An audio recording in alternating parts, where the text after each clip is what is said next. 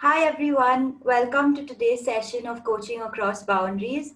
Today we're going to step into part 2 of Create Your Future with Ram. I hope you had the chance to attend the previous session, which was on the 28th, and if not, the recording. Today is going to be really exciting, and I hope it's as impactful for you as we want it to be. So over to you, Ram. Let's get creating our futures. Sure. Yeah. If you could just stop sharing the screen. Yes. And so you can see us. Yeah. Okay, great. Hi.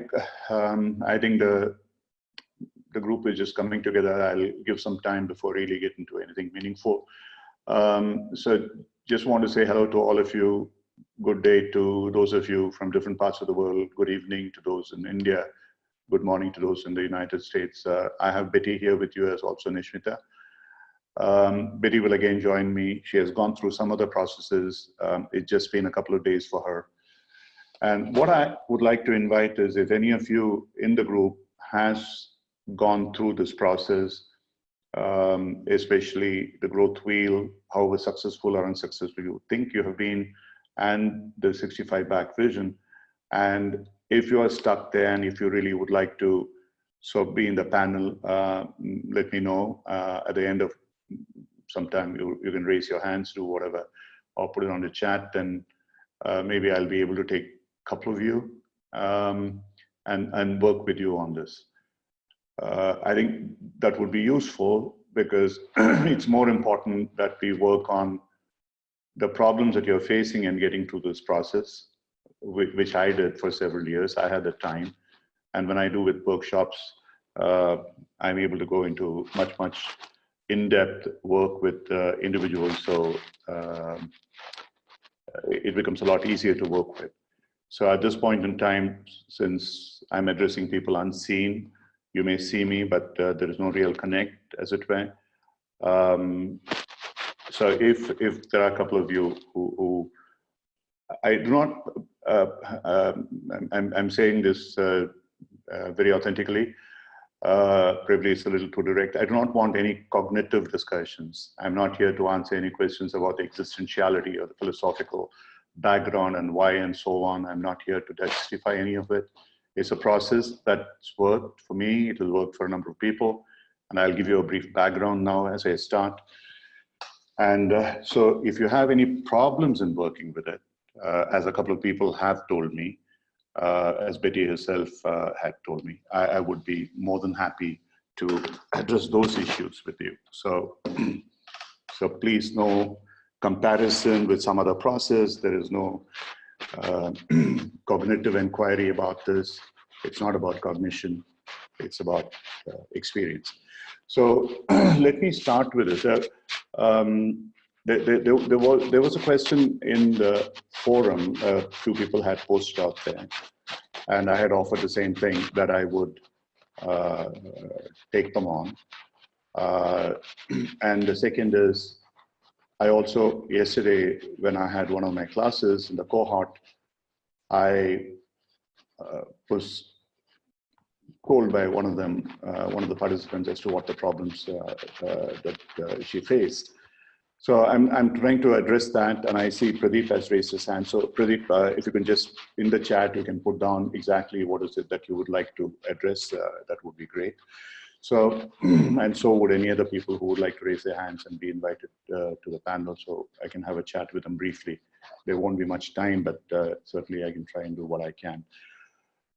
Leonard had asked a question, and the question was very profound. He said, after a bit of an explanation, how real is the other world that you are making us look at through your meditation or creating your future? I'm not sure if Leonard is here. Yes, he is here. The answer that I had given to him was slightly different, but let me put it this way. The question that I really would want to ask any of you, every one of you, is how real is the world that you're experiencing today? This world that you're experiencing today is totally unreal. It's what Vedanta is called the Maya. And today in NLP, we call this the mind maps. It's just your perceptions of what you think the reality is. It has no connect at all with what the reality is in reality. Let's be honest about it. If it was so clear as to what your reality is, everyone would be seeing it the same way as Trump does or somebody else does. But it doesn't happen that way. Each one of us is looking at it differently. So what is real to you is not real to me, even amongst the three of us here on the panel, and so many of you, some 80 of you out there. Each one, Ram, yeah. sorry to interrupt, but there's a Recording. little, no, the noise. I think your microphone is rubbing against your shirt, so there's a little bit of disturbance that comes along. Okay, thank you. Yeah, okay. So I'll try and be careful. So whatever reality we think that we are facing, experiencing, are purely our perceptions. And these perceptions are driven by the filters in our mind, our ego. And I can go into the details of it. I think it's in the ebook that I had, but some of the texts that I have shared in terms of how the mind works, different parts of the mind, the senses, the memory, the higher intelligence and ego, etc. So what we are trying to do in meditation is to go deeper into what this reality is. This reality, as you perceive as reality, which is just your perceptions, is the conscious reality. But deep within you, there's probably a different sense of what the reality is. And that's an unconscious or subconscious reality. The deeper you go, you don't go deeper into unconscious, you really go deeper into the superconscious. And that state is a state of meditation where you still the mind and you disengage from the thoughts as they flow in, you disengage from the filters that are based on your past conditioning, memories, etc. And so you reach a state where, to some extent, to a greater extent than what you earlier were able to do, you are able to perceive things in a different way. You can reframe them. And these are the four states of awareness that we talk about in Coacharya, which are the four states of awareness in the Mandukya Upanishad, which is leading from the mindfulness to two other states, finally into the mindlessness state. Each one of them is very relevant in its own way. We cannot always function in the mindless space. For many things in this life, for example, if you're driving, if you're working on a machine, if you're working something else, you need to be mindful. You need to be very conscious of what you're doing. So you need to be aware sincerely of what you're doing. But for many other things, especially when you're reflecting, when you're trying to figure out what your future is and how I can be disengaged from the conditioning of the past, you need to be mindless. You need to move into that state. So when we talk about this, Leonard, you asked about this question of how real is this other world? I would say that it's far more real than the current world of reality that you are facing, if you're willing to accept that. And that's usually very difficult for many of us to accept. And so that is a transformational journey that we go through. Yesterday, when I was talking to one of the people in my class, she said, yeah, I understood most of what you're saying, but I cannot really think what my passion is because I'm too confused. I'm going through far too many things at this point in time. It's not very clear for me. It's something similar to what Betty said. It's not easy. So I don't want you to define it as even passion. Define it as a feel-good experience. What is it that gave you happiness at different points in time? And the assumption here is that what you're looking for to fulfill you in the future is really that which gives you happiness. And if you're able to identify what this thread is, then you would be able to take the thread further into the future to be able to look for what gives you the happiness. And then if you can work through this ikigai with your strengths, that happiness index, opportunities and resources, and then create that growth wheel. And what she said was, and I think we'll talk about that with Betty as well now, that I'm finding it difficult because nothing really comes up for me. So that's okay, let it be. So if you're not able to think very clearly, or not think very clearly, what you said was that anything that I can think of in the next 3 to 5 years at this point in time doesn't make any sense to me. And that made tremendous sense to me. Because for many people who at this point in time are confused, they are not really satisfied with what they are doing, and they are unclear about what it is that will make them happy. It's going to be extremely difficult to say in 3 to 5 years terms how I'm going to be happy, especially with people who are self-reflective, who are evolving. For most people who are completely mercenary, completely transactional, who have, I would say, who are robots in some ways, it's very easy. I'm doing this, so 3 to 5 years, this is what I want to be. So like many executives tell me, who lead a completely robotic life, and they would tell me, oh, all that I can think of is the next 3 years, at the most maybe 4 years, because that's how my promotion cycle works. That's how my incremental cycle works. And I'm very sure this, if I perform this, if I hit these KPIs, and if I do all this, then in that case, yeah, I'll be successful, and that's what I want to be. All my focus is on wealth and power. If all that you are interested in is wealth and power, you don't need to go through your creative future.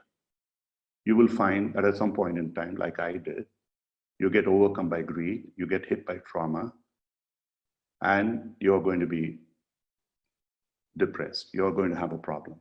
There are very few I have seen in my life who have continued that path and been happy. Something would happen which would be traumatic, which would change the way that they lead their lives. But for those of you who start thinking about it now, yes, it is unclear. So one of the things I would suggest is, okay, keep it here, park it here at the moment. Like you say, park your question, all about this passion, all about this ikigai, all about this growth wheel. But see if you can think of something, especially if you can identify things, that should not be very difficult. If you plot all the things that have made you happy, what is it that in the long term will give me happiness? 25 years from now, when I'm not really working towards a living, when I'm no longer in a doing state with a view to having state, but I can be relaxed, I can be in a being state, having achieved what I wanted, and this, I accept this is as far as I can go. I don't have too much of greed. I can't take my checkbook with me. So I know what the reality is going to be. If you're in that state, what is it that's really happening to you? What is it that you would like to be? What is that legacy that you want to leave? What is that obituary you want somebody to write? What is that eulogy that you want somebody to give? If you're able to look at it that way, it should be much simpler in a holistic way to combine the wealth and the power, which are still necessary, but you have achieved it. That's a difference. You are probably working on passive revenue, whatever it is, you have reached a point where, yeah, I'm reasonably comfortable. I have my basic needs fulfilled. I don't need much more. All that you need is really 2 meals a day, however rich you are. You need one roof over your head, however rich you are. And with that state, if I'm able to live, what are the other things that I need to do? My health is important. Am I looking after it? My relationships are extremely important. Am I even looking at them? What about my learning? Things that excite me, that I would like to learn more, I would like to evolve. For me, the day I stop learning, I die. It's as simple as that. And if you don't think that way, I think you're not really living, to be honest. And service, moving from egocentricity to ecocentricity, like Otto Scharmers and others say. Am I able to look at other people? Whenever I think of myself, I need to achieve this, are you moving towards how you can be of help to others as well as this whole ecosystem? And then, are you doing things that you really love, not because you want to impress other people? You don't travel in first class and so on and so forth just because, yeah, everybody says, hey, this guy can afford to do that, or he goes to whatever, he takes a cruise in the Arctic. But maybe you love going to some other place, maybe the forests of Brazil or the Serengeti in Tanzania, or whatever it is. It's something completely different, where you can be all by yourself, you can work with nature, wildlife, whatever it may be, not to be seen. Yes, it's good to have, I love my scotch, I love my wine, but that's not the end of the life. So can you put all this together in a holistic way and look at your life? And that vision, if I bring it back to today, if I'm 40 and I'm looking at this at maybe 65 or 70, I walk back every 5 years or so and say, I need to be this at 45 in order to be able to reach where I wish to be when I'm 70. And you compare it with what you are today. I just want to know from you, what is the gap that you see? That gap, that tension, that creative gap is what you need to work towards. And that's about creating your future. And today, what I would like to do is to just go through a little bit about, if some of you are available to share, when you just look at these two, where I am, whether it's through a growth wheel of the next 5 years, if you can do it, fine. If you can't, okay, what is your current reality? And the vision coming back to about 3 to 5 years from now, what does it look like? And when I look at that, what are the emotions that come up for me? What are the things that come up for me as my fears, anxiety, invalidation, etc., etc.? And that is a process when I work with people in a workshop, I go through and take them through a very deep meditative process for each one of those chakras, which I can't do that with you. First of all, it's impossible to do it on a webinar. It has to be done on a physical contact for reasons of safety, simply. But yes, I can explain even through a reflective process, you can understand this. So that is something that I'll do at the end of it, take you through a visualization process, a simple meditation as a continuation of the meditation that we did, which we have done before, to be able to work on that. And one other thing that came up, there are some of you who have practiced various forms of meditation. Chris was in a personal mail to me. He's a TM practitioner. He talked about the superiority, as it were, of the alpha meditation versus the theta meditation versus the gamma meditation. I've gone through all of these. Now, again, it's for each one of you, what works for you. I don't want to go into the details of it. When I first experienced not just the meditation, but the measurement of this meditation as electroencephalograph with a skull cap with electrodes put on my head, multiple ones. This was early 2000. I was in Singapore. Two researchers, English researchers, told me that, look, we want to work with you. You say that you are, at that time, I was seriously into Reiki meditation. I had done various other forms of healing meditation. I had done a bit of yoga nidra and stuff like that, but I hadn't done Vipassana yet. So they said to me, we can put you through this and then we'll be able to tell you. And we do two things. One, we measure your brain waves, and we also take photographs in 20 minutes. If you do a meditation, 20 photographs over 20 minutes. And this will show you what happened. I said, come on, just crap. Because in Singapore, you go to the malls and there are these machines where you put $1 and put your finger, and it'll give you a printout of some photograph of your chakras and say, oh, now you buy a ruby and an emerald or whatever it is. It was a cheap scam to sell cheap stones at high prices. I said, I don't believe in it. They said, no, we will show you, we'll make you believe. I said, what will happen if I meditate? I said, what meditation are you going to do? I said, healing meditation. Okay, your intent is to heal. Now your body will turn green. I always wanted to be an Irishman, okay. So I said, that's great, let me try this out, and we will measure your brain. So at the end of it, about half an hour of meditation, they came to me with the pictures that they took, as well as the graphs of the EEG, and said, good news and bad news. I said, what's the good news? See, your body turned green all over, except for one spot in your back, in your spine. I was amazed. Earlier when I started, there were different hues, but suddenly it was all completely green, except for the one spot which I immediately figured out because I had a chronic back pain issue. And I said, yeah. They said, yes, we can detect that. And that's a different story. It's a hugely different story.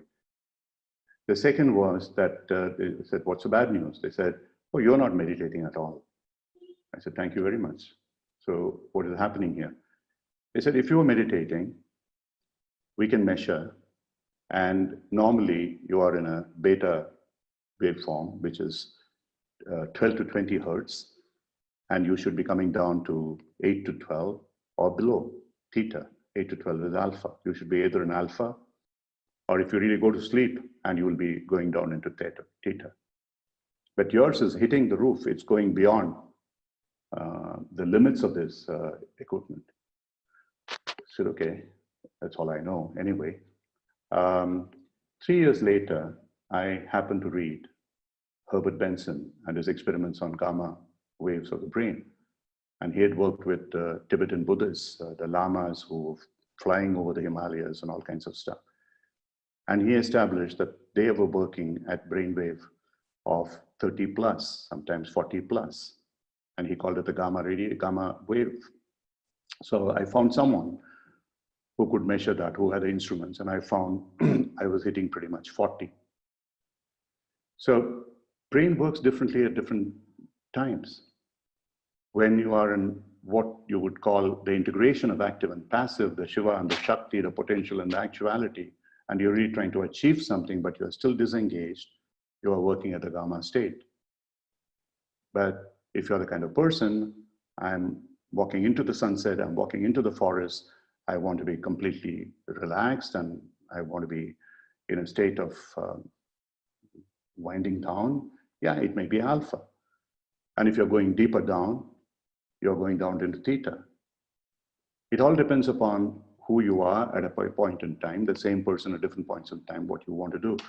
So again, I just want some of you who have these backgrounds to understand where I'm coming from. And as far as my experience goes, when you are working on this kind of a thing about create your future, it's the way that I've configured it is using meditation practices of Yoga Nidra and Yoga Nidra and Vipassana and so on, which are pretty much probably exciting the brain to perform at the gamma radiation level, gamma wavelength level. So I'll stop here. I see that there are many questions out here. I don't think I'm going to answer most of them. What I would like to do is, sorry, I'm sorry. I think by mistake I clicked somebody, Ashwin. I'm sorry about that.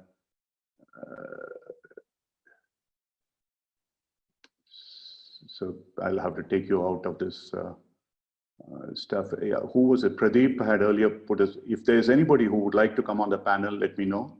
Otherwise, I would just go with Betty at this point in time, and I'll see if I'm able to sort of go through some of this chat, and if there's something that is coming up here, and answer that as well before I go deeper into this. So Betty, at this point in time, let's have our dialogue. So as I explained to you before we started, looking at the growth wheel and the 65 vision, or even the current reality with the 65 vision, what is it that is coming up for you? What are the difficulties that you faced in creating the growth wheel or the 65 vision, and where are you now? If you can just summarize what you experienced. Mm-hmm. So I think for me personally, the difficulty in it was easier to do 65 back. I didn't start with image of where I am the first time, but just listing the things that where I want to be when I'm in a calm and passive income mode, where I'm enjoying being. But what initially was really hard for me was the next 3 to 5 years. There was a lot of fear of, I don't see anything different than what I'm doing now. So I actually had to take a day or two after going through meditations and listening to the podcast and rewatching the video from Monday, where I started filling in the pieces. And what I found to be positive each time is that noticing that I do want to change. And one of the things I put down in career is in next 3 years, I want to be doing something different, whether it's position change within the company or entirely different path. And then the next round that I came back to it is feeling again empowered to make small changes. And then I found that for me, my 65 back and my growth wheel, there were spokes that were empty initially. Service. I did not recognize in myself the desire to connect and give back. The relationship and the service was weak for me. But once I do start to have an image in my head, for me personally, is sitting in what you might see as a mountain garden somewhere in nature. So the little things I started doing is I, updated my plants in the house, rearrange them to have my 5-10 minutes to have a positive experience is something that brings me joy. And then try to picture, okay, what does that mean for me? What is the legacy that I want? I want to leave the earth a better place than I'm finding it now. What does that mean? And what are the actionable things I can do, whether it's volunteering activities around my community versus a grand picture? What would I need to be able to have a foundation or to be able to take care of a piece of land or something like that. But some of the emotions in going through this with me, I always felt a little bit guilty, to be honest, that I am not as self-aware, knowing that I have where I am today. I feel a little bit guilty about who I'm not or the paths not taken. But I think that one of the things I've enjoyed in doing the reflection is accepting that and letting it go.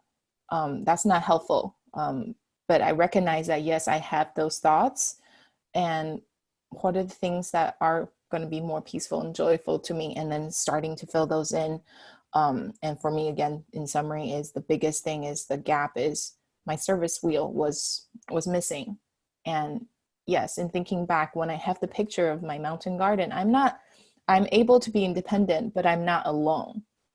I imagine, learning, I want to learn new languages. Why do I want to learn new languages? I want to be able to communicate. I want to have visitors, whether it's family, friends, new friends I haven't met yet, how to have them come through my life and meet them when it's the right time and have them go when it's the right time. So I think overall it's, the emotions are, I think, bittersweet, and then recognizing what are the gaps and then knowing that's okay where I am now, but coming up with benchmarks of how I want to do, what I want to change immediately in the near future, and building towards a 65 back. That was my experience in going through, and took several iterations Okay. to get there. Let me sort of summarize what I hear from you, and I'll just answer some questions and get back to you on just continue this. Essentially, the biggest difference that you found was that when you were looking at the growth wheel, the current reality and movement to the next 3 to 5 years, and when you looked at the longer term, the biggest difference was the service segment was missing in what you were looking at the short term, but that came up much more importantly for you in the long term. So yes, that's one thing that happens, because for you already probably relationship was an important factor, so that may not have been a major new discovery, but service was a new discovery. So what I would like to do is just think about a little bit more, what other differences that you found. And also, I would like to go through, you mentioned a little bit about guilt in terms of you're not being able to self-reflect. Is there anything else that is coming up for you when you look at the future vision and what you're looking at it in the short term as a growth wheel? Between these two, as you see the gap and the need to bridge that gap, what other emotions come up for you? Just keep them in mind. We will go through that one by one, and I'll take it in a process. So just to answer some the questions on the chat, Ahmed, when talking about the future, what's the first thing I must keep in mind? I would like to leave 2 thoughts with you, and I think we have covered it already. One is, look at things when you are no longer in the doing mode, that you are at a state where you are disengaged from activity, so you are in a state more of being retired, whatever you want to call it. The doing and the desire to have you've gone beyond that, and so you're in a state where you're, let's say, even not capable of doing anything. And so you are trying to leave a legacy beyond. And whatever that you can do is not really for your self-aggrandizement, but for other people. That's one. The second is a much more holistic view of what drives us when we are younger. I would say 30s and 40s, and sometimes even in our 50s, which is about wealth and power. Beyond that, can you go into the other segments of health, relationships, service, learning, joyful activities, ecosystems, and so on. So these are the two things, if you keep in mind about your future, you would find that you are able to put together a holistic picture. And which then leads to Mani's question, goal-directed growth versus goal-less growth. Absolutely brilliant. But the point is that for many of us, to look towards a goal-less growth initially, unless you work towards a goal-directed growth, is going to be extremely difficult. It takes time. You need to get into a state where, as you keep practicing these and you're looking for this vision, it becomes less and less important for you to achieve something. You move into a state of acceptance. And that is what perhaps you mean by the goal-less growth. It'll happen. It needs to happen by itself. It did happen to me. It has happened to other people that I work with. But till such time as you do that, if this is where, again, I don't know, not many people, some people may not agree with me. I find the so-called renunciation, trying to become a monk, which I tried to at one point in time, is total hypocrisy. Because you are striving towards a goal-less state of acceptance when you're not ready for it. When your mind is still crying for things, deep desires, which you are suppressing rather than subsuming, expressing and getting over them, transcending. And so you have many people out there wearing robes of different colors who are probably more in state of desire and fear and everything else than you are, and yet pretending that they are not. I know it sounds terrible to hear, but I've been in close touch with such people, and I know this to be true. So I did this for a while, and I got out of it because I couldn't bear the hypocrisy. I couldn't stay in the kitchen, the heat was too high. And then I went on a journey of my own self-discovery. That's my discovery, that's not yours. So all I'm inviting to do is your own discovery. So if you want to move to this goal-less growth, don't pretend unless you are ready for it. At this state of your career, you might be far more benefited by having a evolution with specific goals. This is what I want to achieve. I need to have my feet firmly on this ground before I can reach out for the skies. I need to create a certain amount of wealth. I need to be in a position of power. At the same time, I'm more interested in finding out how that wealth can serve other people along with me. And those are kinds of things, they are still goals. So I'll leave it at that. I mean, it's a huge existential question. Anna has asked, how do you help balance clients' ideals with what is really possible when you work with a crippling student loan debt? Yeah, you know, I honestly, I don't want to get into this now. We are really talking about yourself. First, help yourself, Anna. And when you find that you are completely without baggage, and then you will find ways and means of how you can help them. Because then you can be congruent and you can work with them with a completely clean slate. I don't know the answers. Somebody who has student debt, somebody has got severe traumas. I worked with them. I worked with people who had severe sexual traumas when they were young, men and women. And yes, they have got better. I'm not going to discuss the details of how it happened.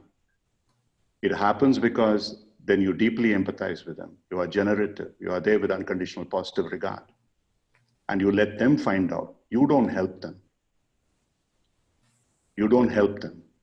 You don't even have a thought I'm helping them. So the moment you ask me a question, how do you help balance clients' deals? My only answer is I don't. I'm just there. And I work with them and see what can be done. So I don't know whether it makes any sense to you, but that's my answer. Magda, subconsciousness, is that part of the consciousness not currently in local awareness? Okay. Yes, Magda is saying if anybody wants to join the panel, do let me know, sub below. Yeah, I mean, you can go into very cognitive explanations of what is subconscious, what is unconscious. You know, these are layers. Conscious is when you are completely aware. You know what you're thinking, what your senses are telling you. And when you go into the subconscious, you are no longer really controlled by the senses. You go to a layer where you are, in a sense, it's called pratyahara in yoga terms. You are shutting off the senses. You have stopped feeding the senses. And then still, you'll find that there is a tape that is running, a video which is running within you, because you have got so much of accumulated garbage in you. And that can play endlessly for the rest of your life as Netflix and Amazon Prime and everything combined. You don't even have to think about it. So then the next step is, how do I cut that out? And I move from that state of the subconscious where my inner mind is really controlling me rather than the outer. And how do I get to a state where I can disengage from it? So these various levels, then you go to the unconscious, which then creates an awareness and you get disengaged. So these are things which you need to work on. Somebody is asking, would followers of gurus like Osho? Let me answer this way. Osho himself was not a hypocrite because he openly admitted what he was. And he said, if you're a woman, don't come to me without your husband, without your brother, without your father, without your son, because I can't guarantee what will happen to you. But I don't know about his followers, whether they were anywhere near close as Osho. But Osho is much misunderstood. I personally think he's one of the greatest minds, but I'm not sure whether I would put him on a pedestal and go with him all the way. But yes, I deeply respect a lot of stuff and I follow some of his work. Some of his meditations are fantastic. How you can use DILT. I'm not going to cover DILT neurological levels, Pradeep. I'm sorry about that, but we can do that in an advanced webinar. And there are going to, Magda can put out some tapes where I have taken my cohorts through that. It's something that if you read a little bit more about it, you can try for yourself, moving from where you are to location-wise, what you're doing, et cetera, et cetera. There's 6 questions from a purely transactional level, and then get somebody to walk back or you walk back, sort of questioning what your purpose is. It's powerful, I can tell you that. And you can link it with many other things. That's something that I work in a workshop with people. Helping self first to remove our baggage. Yes, I completely, I said that, so I would have to agree with that. So, admitting weakness. Yes, of course. Being open and admitting to weakness would elevate a person. Absolutely. Vulnerability is extremely important. Otherwise, you are just pretending. And I was working with someone yesterday, and it was an issue, and the point that came up to me was familiarity. I think the quote is that it breeds contempt. For me, it breeds entitlement, because we believe that we can do whatever we want because we are familiar, especially loved ones. We take them for granted.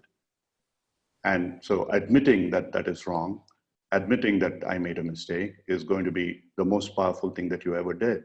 And that is a good starting point. During meditation, I go blank and feel light and start smiling without realizing. Absolutely brilliant. Of course you won't. You will never be able to carry anything forward. You will never be able to repeat the same meditation again. That's the nature of meditation. So just be happy that you were smiling and you're feeling light.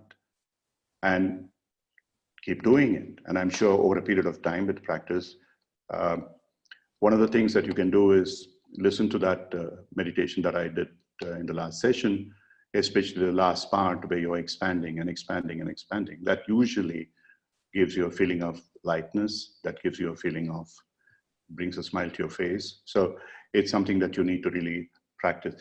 Believe you me, meditation is not something God-given. Meditation is hard work. Meditation is simple practice. And yes, you can start with a mantra meditation, you can start with a focused meditation, but the best meditation is really just observing your breath, because that's your inner energy. And breath and the body, what you are, and then moving away from that, finally, staying in the anahata, the heart center, and moving away from it, no longer conscious of the mind and the body, but of that energy that you are. And you would reach there, believe you me. If I could, anybody can. That's all I would like to say. Are you looking for someone to join the panel, to meditate? No, experience. I mean, Lorraine, if you have or someone else has, I'm going to work with Betty for a short while, but I may have time, another 5 minutes or so. If you have specifically stuck with something and you really want to find what works for you, I have no idea what it is. I have no idea what would work for you, but I'm quite happy to work not knowing, with or without video, that doesn't matter. So, so I leave it at that, and I leave you to come back and put your hands up. Magda, someone can tell me who's put their hands up. Okay, so Betty, we have roughly another about 20 minutes or so, during which time, and Nishmita, if you want to join, please do join. Because some of these things you might have done. Magda, I don't know whether she's somewhere, she has done this program. And I know that she's really understood a large part of it. But Betty, now focusing on you, just tell me a little bit about the way it works. Is, let me give you a background for all of you who are listening in. You have a vision that you want to be, and that vision is in the being state. You have crossed over the point of having and doing.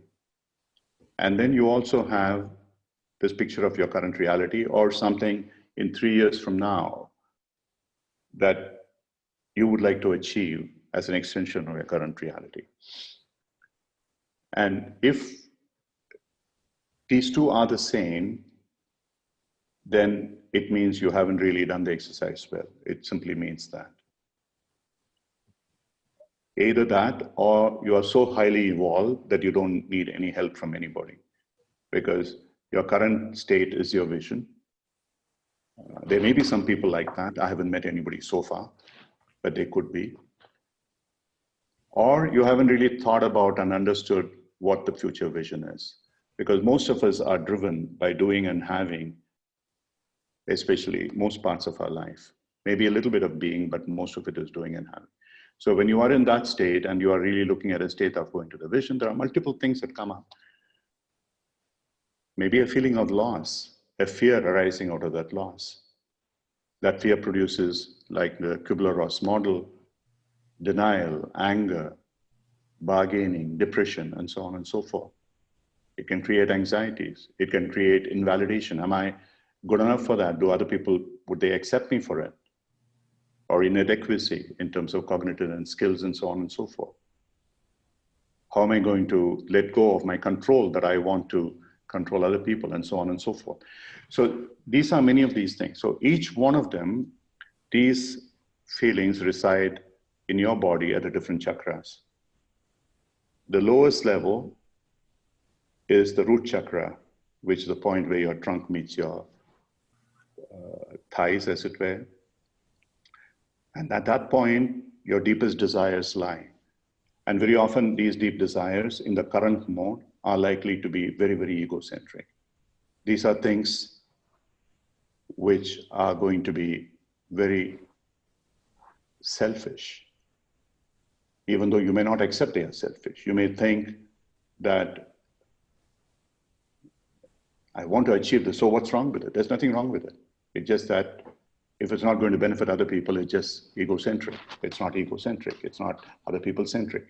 So once you start recognizing it, and your vision is something which is more egocentric, you need to shift from the egocentricity to the ecocentricity.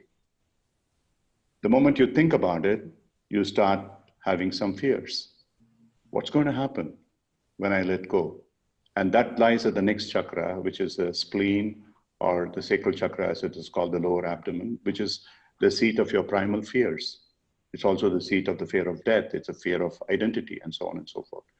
So those fears, if you focus at that point and you start looking at these fears, label them as they come up, and reflect upon them and journal them, see what happens. And those fears, that gradually the fear reduces, but in that place, you start having some anxieties. They are not as powerful as the fears, but still they are worries, they are issues of concern. Very often these are not reality. These are just creations of our mind. And that lies in our gut area. And that is why every time we have something that troubles us a little bit, you start feeling it in your gut. You feel uncomfortable. Some people who are very sensitive, you get into indigestion, you can other modes, but the stomach is really a very good barometer, a somatic barometer of your state of well-being in terms of stress and anxiety. So look at that. What is it that is creating this anxiety? Label them. That is all that you need to do. Don't go any further. Just label them. We're not going to go through a deep meditative process unless you understand what they are and do. And then as you clear those anxieties, these are three things which you have had: the desires, the fears, and the anxieties. These are lying in the lower three chakras. Then you come to the heart chakra, where you start relating with the outside world. At that point in time, what comes up for you is, as I shift from here to there, how are people going to accept me? How am I going to accept myself? Do I really believe in it? Those are the kind of questions that seem to come up. It's about your relationship with yourself. It's about your relationship with other people. And again, label what is coming up and look at it deeply and see what comes up. Invariably, as you label and you think about it, these things will resolve by themselves.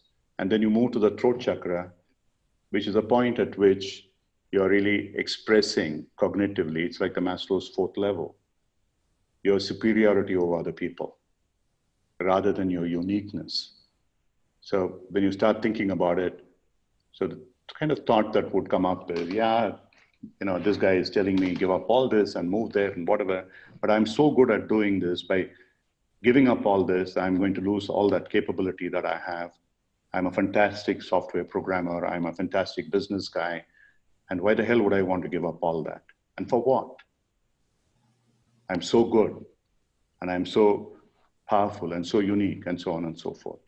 So if you want to really give it up, and if you want to move to that state in the future, what is it that needs to happen within you to be able to make that shift? And then the next level, which is the Agnya, the third eye, at that point, it's all about control. Because many of these things, when you create wealth and power, you do it by controlling other people. Everything that you do, you think it's influencing and inspiring. Very few people do that. They do it out of fear. They do it about other things. Your ability, because of your control, because of your power, because of your wealth, how you are able to do it. You are able to impose your will on other people. Now, when you're moving away from it towards this vision, you are letting all that go. How does it sit with you? How does this transformation going to work for you? So think about it. And finally, you go to the top of your head, which is the Sahasrara. At which point you find after all this, there is a moment of discontent. Okay, I've done this, that, but still I'm not going to be satisfied. The only way out of that, the final state, is looking at how grateful you ought to be for what you are. Pretty much every one of us here in this 100-odd people, you all have use of all your limbs. You have the use of your body and mind. And if you really look at it from that perspective, you are probably in the top 10% of the global population, or maybe 5%, I don't know. You should truly be grateful for where you are and what you are, rather than cribbing about what you are not. and not being content about what you're not being satisfied with what you're not. That wretched ingratitude, ungratefulness needs to go. The only way to do that is truly become grateful to the universe for what the universe has provided us. And that leads us into fulfillment. So this is the movement that we have from the root chakra to the top as we move through these emotions. So at this point in time, I'll just stop here. And Betty, as you think about this, what's coming up for you? So definitely echoing the letting go of the financial success of current career is because I think I mislabeled it as, oh, the people at work is counting on me. But you know, in any work, I don't have an obligation, and it's my fear of, you know, who will I be without my job that takes up so much of my time, but also knowing that I think, you know, the reason why I'm going through this process is that there's an unfulfilled need. It's not just a desire, a want, because, you know, other people in my neighborhood have the fancy cars, you know, those are not truly important for me. It's not. And so seeing that, especially when you said, you might think of it as influencing but it's because I am in a position in the company, I'm able to enforce my will on others. And that's a very different light. And then the other things that came up and moving through that is the guilt that I feel. And it's again more about letting go of the physical possession. My vision is a much simpler life. It's a smaller, it's a smaller shelter, comfortable, but I don't need the square footage that I have, which takes more maintenance and just gives me more anxiety about having to keep it tidy. Or so it's a lot of what came up for me is letting go, but recognizing that I want to let those things go. The things that are always positive, and hard for me is, like you mentioned, labeling. And I know that some people are asking about why is labeling important. I find that, because I don't know if it's because I'm new to this process, I enjoy the feeling and going through the meditation. I'm not able to hold on to it. Maybe I need to come back to it so I understand it more deeply. But generally, by the time I get up to the top level, I always leave feeling pretty good. And then, so my thoughts are on the things that I want to do, feeling that energy. So it's about the next action I want to take. And I don't know if that's, and then the fear comes back. It's like, wait, am I really being honest with my experience? Am I holding back or avoiding certain issues? So I guess the question I would ask is, how do I go through it in a way that I can really feel and label, and then do I break the meditation and write things down initially, or just keep going and then do it enough that I'm able to retain those and acknowledge those thoughts? Good question, Betty. Don't stop, just continue. If it's important, you will retain it. Just believe in that. Or even if that's come up for you, it will stay somewhere in your mind. And therefore, as I said, that labeling part, I think Ahmed asked a question, why is labeling is important? When you label, what really happens is you acknowledge that emotion that's coming up for you. Because very often, even if we are fearful, we do not want to acknowledge that we are fearful. We think that we may be labeled cowards. But the moment you are able to, true courage is about acknowledging your fear. In fact, for those of you who are familiar with the epic Mahabharata, there's always a comparison between Arjuna and Duryodhana, two of the opposing princes. Duryodhana said, I don't have any fear. I have absolutely no fear. And he didn't have any fear. Arjuna was a guy who said, yes, but I face up to my fear. Every time I have to do something, I need to acknowledge that fear. In fact, when he went into the battlefield, his biggest fear was that I'm going to kill my brother and my superiors, and so on and so forth. And he expressly said, I don't want to fight. I want to stop. Duryodhana has no such thing. A person who has no fear is a coward. As simple as that. A person who is really a hero, who's great, is one who acknowledges fear, who labels it as fear, and is willing to face it. Because unless you label it, you really are not giving it the conscious form that you would have the ability to deal with. And that is why labeling is important. Just try it. It is very experiential, and number of studies have shown, and there are lots of literature which is available on this subject, where you first start doing what is called the somatic experience of sensations in the body. And there's a beautiful book by, I think it's Brenda Baines, The Journey, where she gives a process. Look back on your experiences, even this, what we are talking about. Moving from here to there is something that you're contemplating, a journey. What's it coming up? Where is it coming up for me in my body first? And that is why I'm asking you to look at these different chakra points. Each one of them represents an emotion. And then you would be able to figure out what that emotion is. If you have a deep desire, desires always arise from the Muladhara, the root chakra. Deep fears arise from the second point, the sacral or the spleen chakra. Anxieties arise from the gut region. Feelings of relationships, invalidation, all that arise from the heart. Feeling of being not good enough, etc., come from the throat. Feeling of control come from the third eye, and feeling about discontent comes from the top. So you would be able to figure out. In fact, I mean, this is a much deeper area in work with clients. Once you are able to get into the somatic exploration, you would, and then ask them to label it. If they say, you know, I'm feeling something in my heart region, I feel uncomfortable, and then they put it as a label as anxiety. And there's a dissonance, because anxiety is not felt in the heart region. Anxiety is felt in the gut region. So I'm going beyond the scope of this particular session. We can talk about it in advanced webinar, but that's why label is important. So the answer for you at this point in time, dear Betty, is the question that you asked. Don't worry about stopping and putting down into a journal. Go through with it, and then stop at the end of whenever you feel comfortable, and whatever is retained by you at that point in time, you can put that.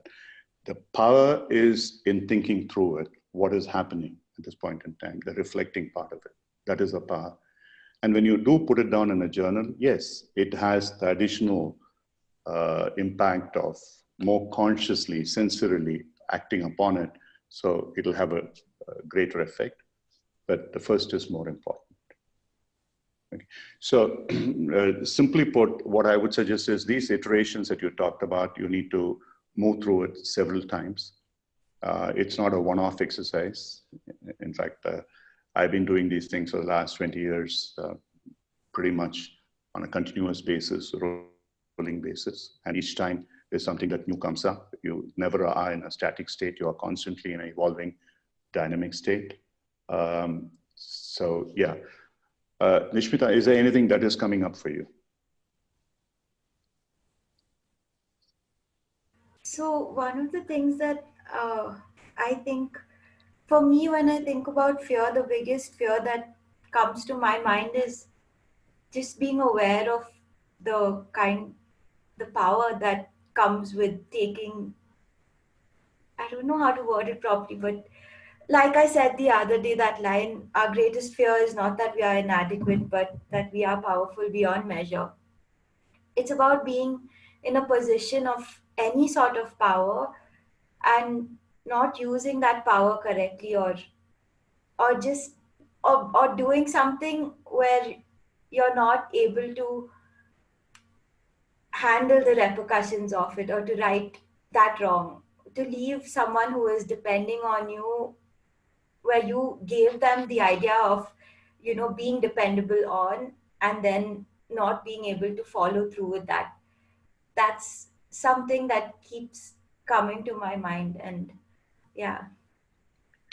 Okay, but specifically, if you think about where you are now and some of the things that you see as your future that you want to reach at some point in time, we talked about it before. Yeah. So if you just look at that, apart from this, the let's say the fear that something much greater than us is guiding us, etc. What else is coming up for you? In terms of that, it's about, a lot of times it's about having to be patient and revisiting your plan and seeing where you are at it. Sometimes I feel like, okay, a lot of times actually, and you know this, that, oh no, what am I doing? I don't know where I'm going. But then when I go back and actually think about what my steps are and where I am, and then I feel a lot calmer and I realize that, okay, today what I'm doing is working towards that in its own way.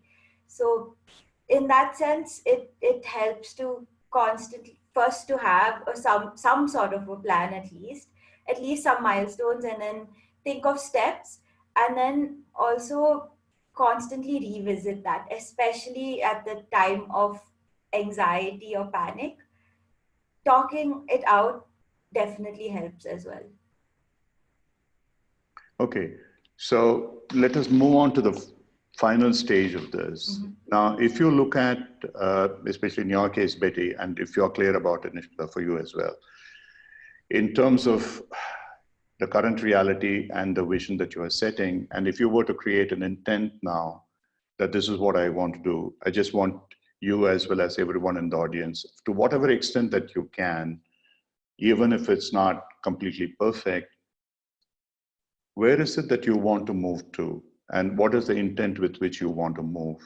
So if you take a minute just to create that intent for you, then I would take you through the meditation process over the next about 20 odd minutes.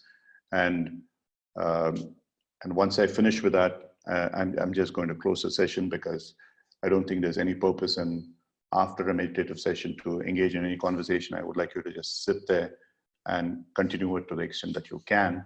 But before that, if there are any other questions, I'll answer. So first is, as you think about it, is there clarity in terms of, it could even be like a moving picture. It's a streaming video that you are at this point, you want to move to this point, and this is a shift that I see happening. Or it could be a clear 3-point action plan, for example. These are 3 things that I want to achieve. I want to work in this particular space as a service, and I want to be this. And in order to do this, I need to have the skills, or I need to have this infrastructure. But all of it is towards this larger good of something happening in an ecocentric space. So it could be any of it. So I would give you guys a couple of minutes to reach that point. But if in the meantime, if there are any questions either of you have that comes up for you, or anyone else in the audience who would like to ask me that, I would be quite happy to answer it.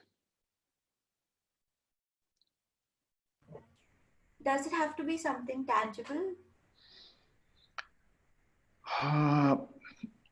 Yeah, well, if it's just a feeling, yes, maybe, but you need to see a movement. You need to see from here you want to move. So you could say that I want to move from a state of discontent to a state of content. I want to move from a state of fear to a space of courage. It could be a movement, but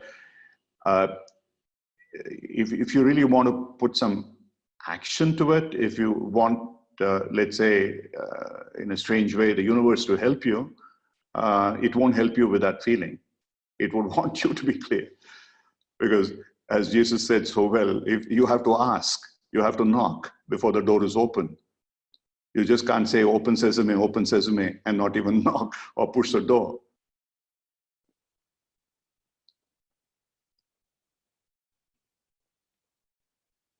How would you know that you are now courageous when you know that you are afraid? As simple as that. When you know that you're afraid, you're fearful, you're anxious, and when that feeling disappears, it's like asking, How do you know when you are stressed? When you become relaxed. Or how do you know we are relaxed? When you stress yourself. So you move from one state to another. So that's about the best way that I can answer that more.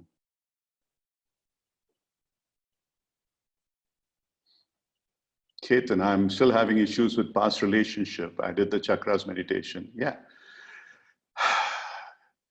In the past relationship, you need to go into specificities in terms of what is it in the past relationships that is causing you concern. Is it expectations that you have other people, which then arises from the Muladhara? Is it fears? It arises from the sacral chakra. Is it about other some anxieties and stress? Then the gut region. And if it's about love, compassion, and invalidation, it comes from the heart region. So on and so forth. So you need to first parse that, dice it, splice it as it were, and then focus on that particular chakra to some extent. Stay there and look at whatever is happening to you. When you think about that relationship and try to label what is happening, it would help. It will certainly help. Oh, you're referring to Nishmita. Yeah, Nishmita, Mohan is asking, how would you know that you are now courageous? So he is not satisfied with my answer. That I think it's funny because I've been thinking about these words a lot over the last few days, and I think that you can never completely move to you can't say that, use these words as adjectives for people necessarily, because I have times when I am courageous, when I'm brave, and I have times when I am a coward. And I think that goes for most people. Even the greatest of saints have had their times when they were, I mean, I guess that's what being human is. But I do completely agree with what you said, that when you are aware that you are brave, I remember this line. I think it was from the Princess Diaries, but it's something along the lines of what you said about what Arjuna speaks. He says that courage is not the absence of fear, but it's about knowing that you are afraid and still doing something. It's about befriending that fear, not pushing it aside, not ignoring it, but just befriending it and just doing things along with them. So that's when I would know. When I know brilliant. yeah. Absolutely brilliant, Nishmita. Absolutely brilliant. Yeah. Somebody is asking, what if one is unable to label? Suresh, I think it's very unlikely that you can't label. If you are able to sense something happening within you, if you are able to feel an emotion, you will always be able to label it.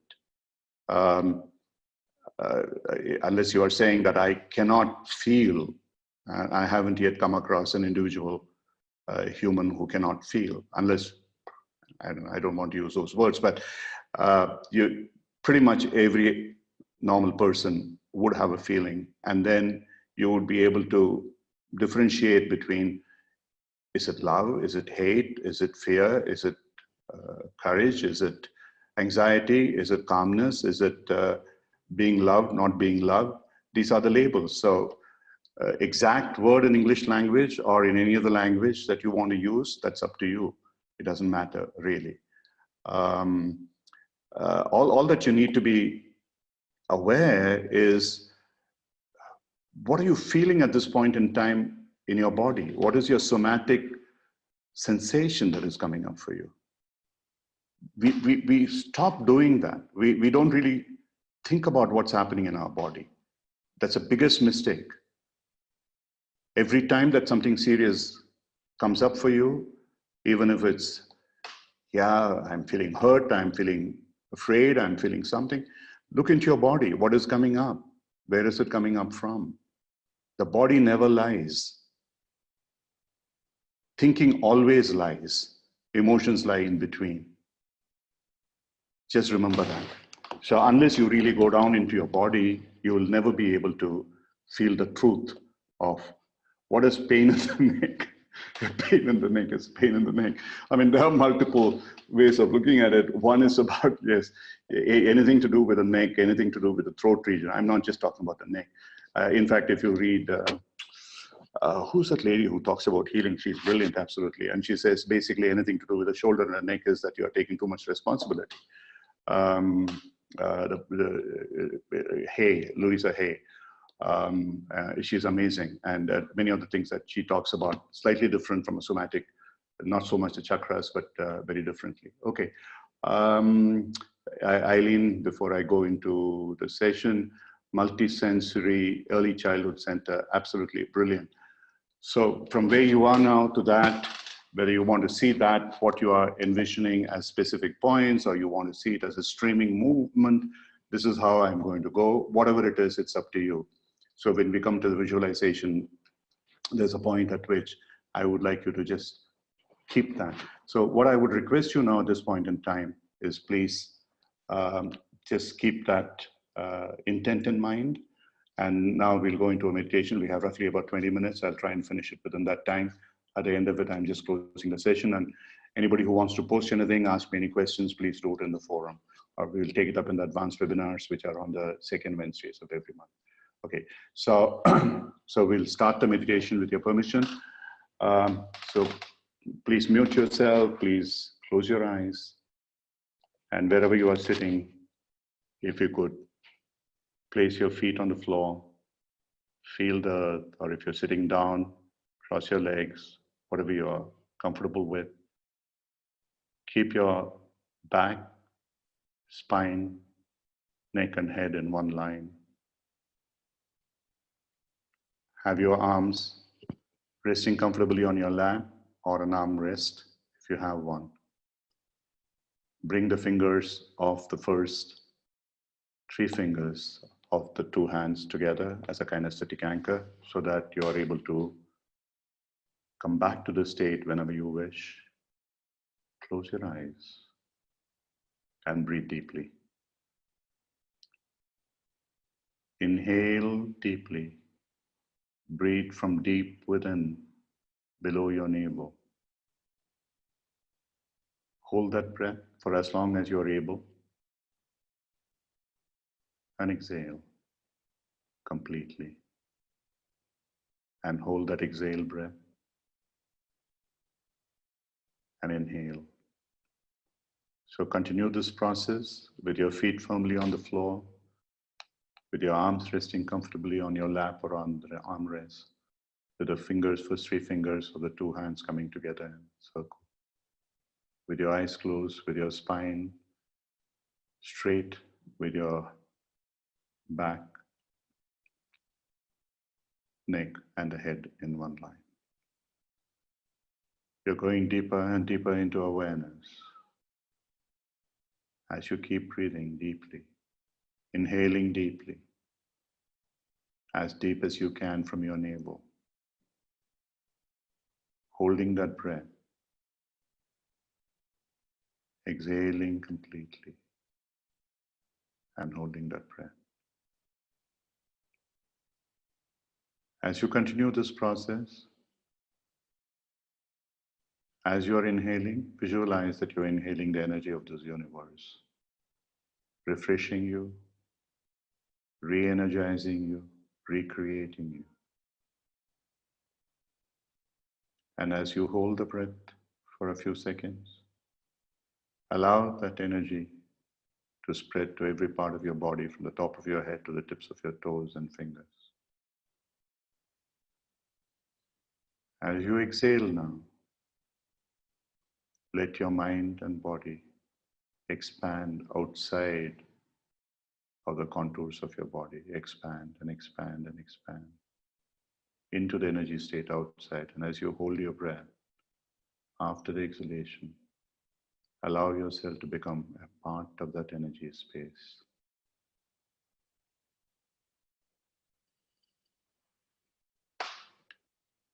As you keep inhaling, as you close your eyes and keep inhaling deep, and as you hold your breath, and as you exhale, and as you hold your breath, you are moving into that energy space, deep state of awareness, consciousness. Just let go. Feel yourself expand. You are part of that energy. You are that energy. While you're continuing to breathe in the background, shift your attention to the top of your head,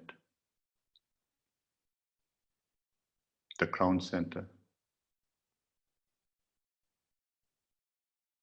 And as you rest your attention on the crown center, observe if there are any energy movements that you can feel.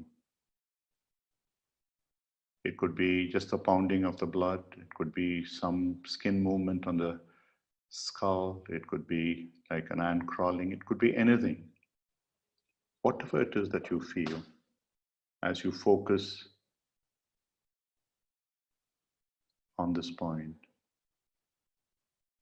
If you don't feel anything, doesn't matter. Just stay there, observing. Eventually, with practice, you will. Stay there and observe anything that you experience at this point. Slowly and gently move your attention down to the point between your eyebrows, which the third eye point between the eyes. And again, observe any sensation that you might feel there, any energy sensation. It could be pounding, it could be throbbing, it could be pulsing, it could be anything. Just observe. Don't get involved in it, just observe, witness. And if you don't feel anything, that is okay too. Just focus your attention at this point in time. And you are still continuing to breathe. Inhale, hold, exhale, and hold. Slowly and steadily, gently move your attention down to your throat center. Just observe the space around your Adam's apple as to what sensations you have there. A pulsing, a throbbing, a beating, a pounding. Just notice that, observe it, witness it. Stay with that energy moment for a while.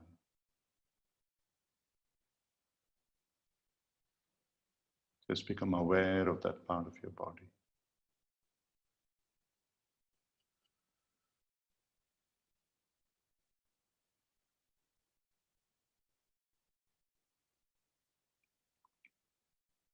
Slowly and gently move down to your heart region.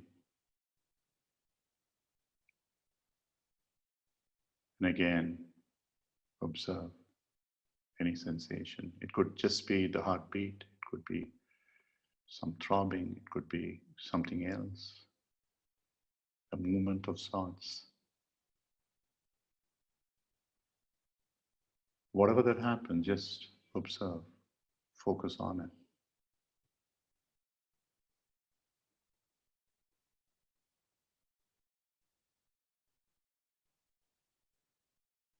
Just be aware of this part of your body, of the heart. Move your attention down to your navel region and bring your attention down there and experience whatever that you can experience. A churning perhaps, a rumbling, a movement, a throbbing, anything.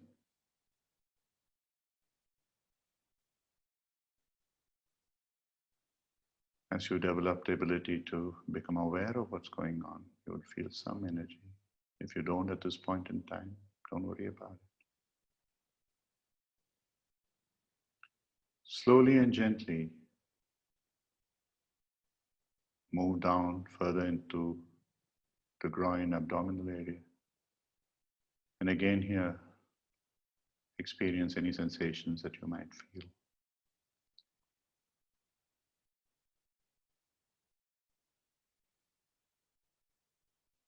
Externally on the skin, internally, a throbbing, a pulsing, whatever it is that comes up for you, whatever you experience is good. And now move down to a point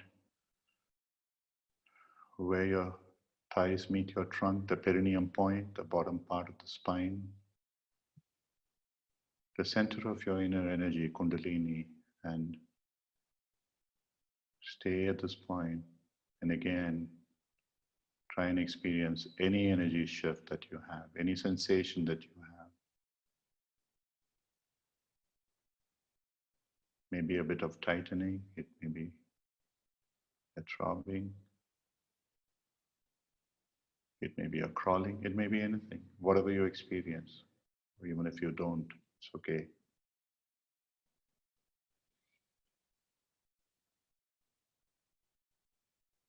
And as you stay at this point, the root chakra, the bottommost part of your trunk, of your spine, visualize a beautiful light energy appearing at this point as a ball, as a sphere, becoming bigger and bigger as you observe it, radiant, warm, nurturing, powerful, energizing. Allow it to grow in that space of your root chakra, the perineum point. And allow that beautiful feeling of the radiance, the comfort, the nurturing, the energy, bring a smile to your face. Just feel light.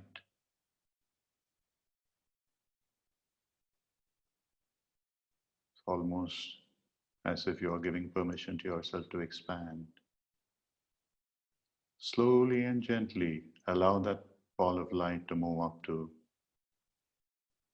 your groin area,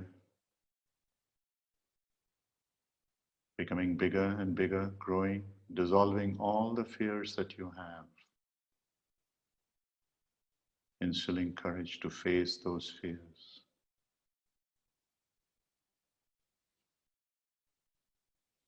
Inhale deeply, hold your breath, exhale deeply, hold your breath. Allow that beautiful ball of light energy to move up to your navel region, dissolving all the stress, all the strains, all the anxieties, leaving you powerful beyond description, with energy that you can do anything, the fire in the belly. Allow that feeling to come up. I am now powerful. I am confident. I have no fears. I have faced my fears. I have the courage. Nothing to worry about. Allow that beautiful ball of light to energize you with these feelings and grow bigger and bigger, expand and cover the parts of the body that you have traversed.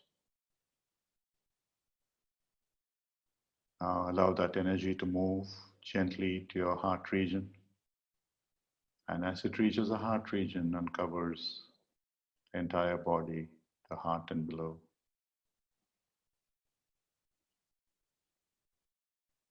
you are enveloped in compassion, love for others, love for yourself, validating yourself,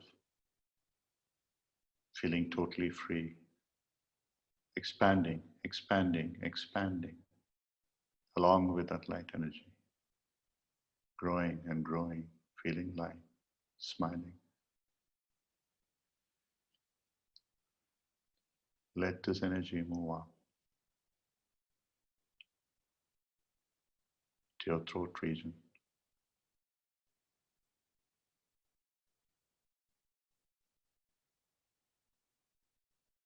As this beautiful ball of light energy expands from the throat down your entire body. Allow yourself to express your unique strengths, how that may help you to help other people.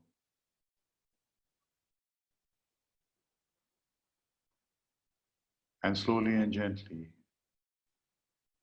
allow this light energy to move to the third eye point between your eyes.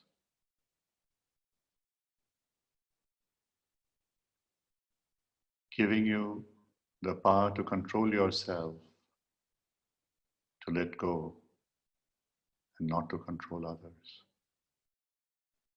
Just to work with others, influence and inspire them with love and compassion, with a full acceptance of your own uniqueness and your own limitations as well.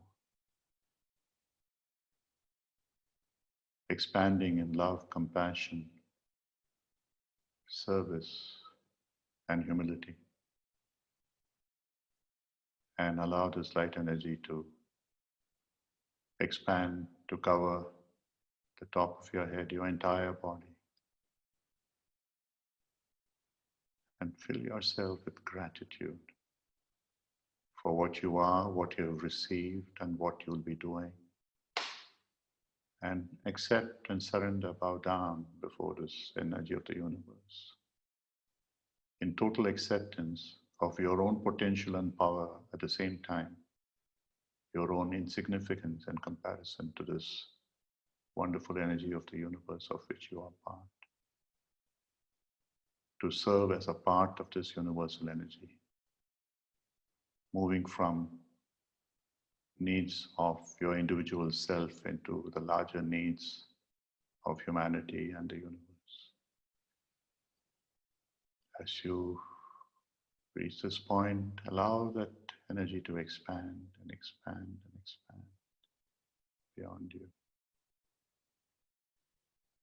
Slowly bring your attention to your heart region. Continue to inhale deeply, hold your breath, exhale deeply, hold your breath. And then think about the intent that you have set for yourself. Moving from where you are now to the place that you want to be, the vision that you have created for yourself. Allow that to play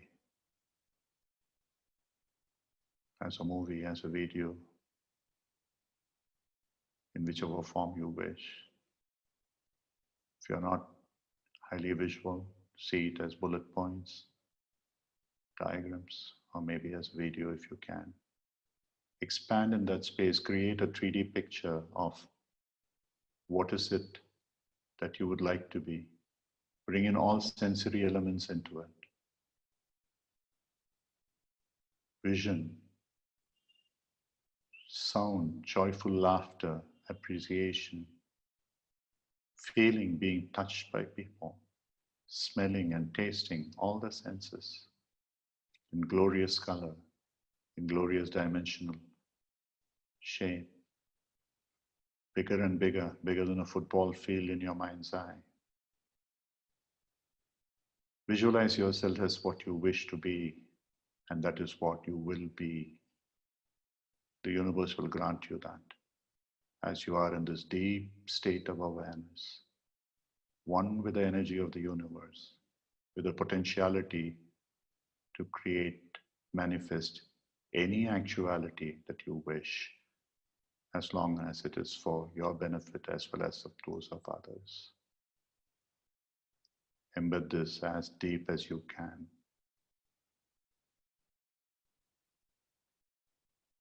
Just create this vision as a living vision, as a dynamic vision, as something that is happening inside you at this point in time.